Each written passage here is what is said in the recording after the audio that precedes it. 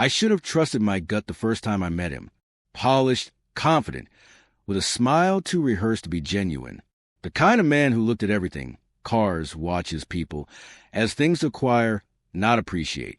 But he was Emma's boss, and Emma was proud of the new job. After years of fighting for recognition, she finally made it senior project lead at a top marketing agency. She worked hard, stayed late, took on extra responsibilities. I respected that. I respected her. But something started to shift. At first, it was subtle. Late nights stretched later. Work trips that never used to happen suddenly became monthly events.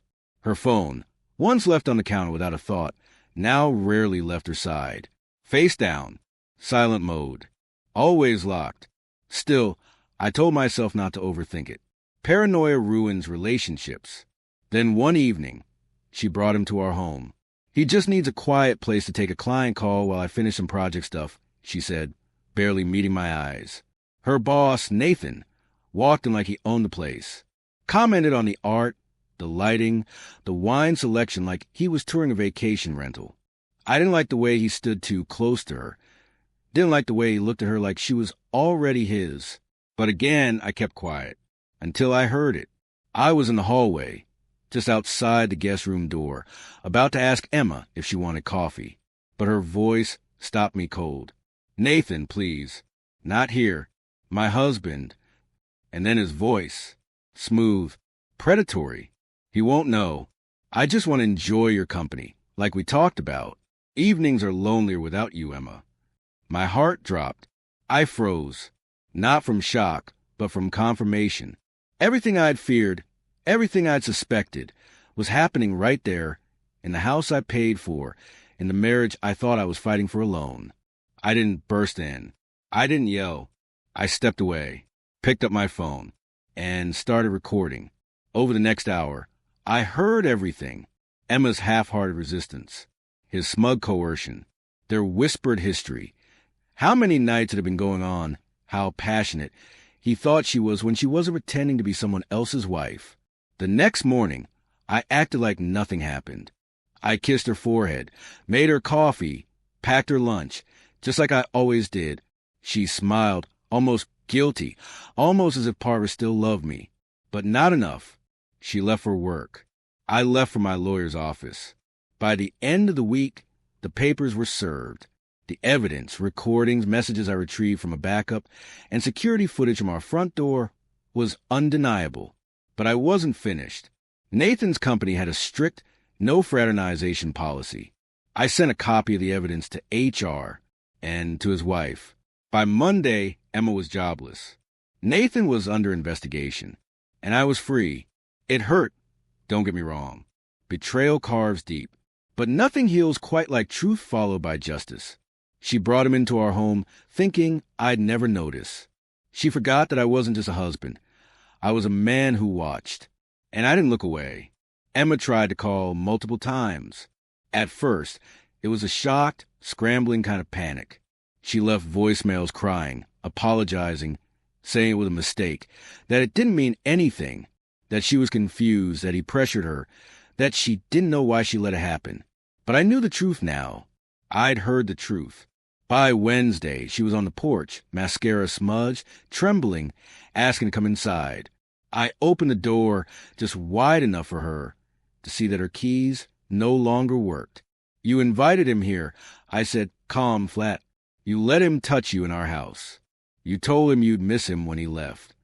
Her lips parted, but there was nothing left to say. This place was a home, I said. Now it's just a reminder. I shut the door. She didn't knock again. In the weeks that followed, I learned just how deep the betrayal ran. Nathan had done this before, several times. Emma wasn't the first, and I doubt she'll be the last. But she had crossed a line no job was worth. She allowed herself to become his thing, while I had spent years trying to be her partner. Her family. She moved into a friend's apartment after the scandal. I know this because one of those friends, who always liked me more, sent me a message. Said she couldn't believe what Emma did, that she'd changed. That ambition had turned into arrogance. Maybe that's what hurts the most. Not that she cheated, but that she chose someone who didn't love her only wanted her. For power, for ego, for control. I focus on healing after that. Therapy, gym, mornings alone with coffee and peace instead of walking on eggshells. Evenings filled with books, music, and the company of people who actually respected me. And then one night, I got an invitation. A casual gathering from a friend of a friend. I went not expecting anything. But she was there, Maya. Smart, sharp-witted. The kind of woman who looked you in the eye when she laughed, like she meant it. We talked. We connected. And for the first time in months, I didn't feel angry. I felt alive. A few days ago, Emma sent me one last message. I know I don't deserve your forgiveness, but if I could take it back, I would. You were the best thing I ever had. I didn't respond. Some things don't need closure. They are closed. She brought him into our home. Now that home is gone, but I'm still here. Stronger, wiser, free. And this time, I'm building something no one will ever take for granted again. Fall gave way to winter, and with it came a strange, comforting stillness in my life, like breathing fresh air after being trapped in smoke for too long.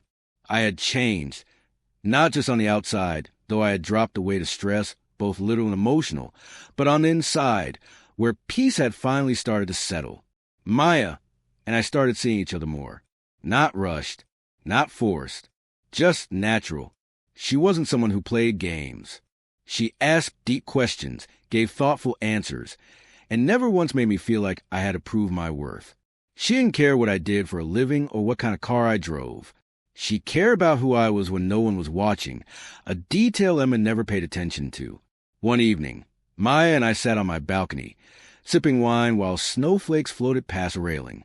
She looked at me. Do you ever miss her? The question caught me off guard, not because I hadn't thought about it, but because I hadn't in weeks. I miss who I thought she was. I answered honestly, but that woman never really existed. Maya nodded slowly, then reached out and took my hand. Good, because the man you are now, I don't think he belongs in the past. Around mid-January, I ran into Nathan. Pure accident. He was at a gas station, alone, wearing a cheap jacket that didn't quite fit him, looking over his shoulder like the world was chasing him. He noticed me.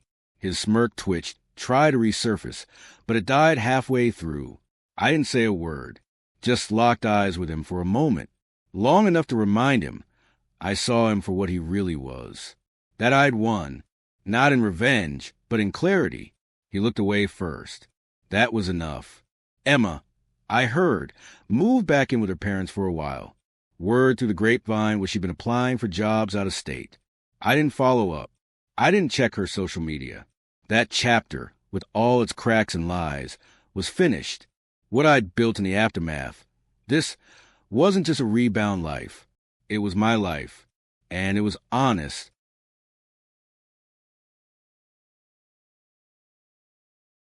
Maya and I eventually moved in together. Slowly, thoughtfully. She brought laughter where silence used to live. We painted the walls, changed the furniture, got rid of the bed Emma and I once shared. New memories. Clean slate. Some scars stay. You don't forget betrayal like that.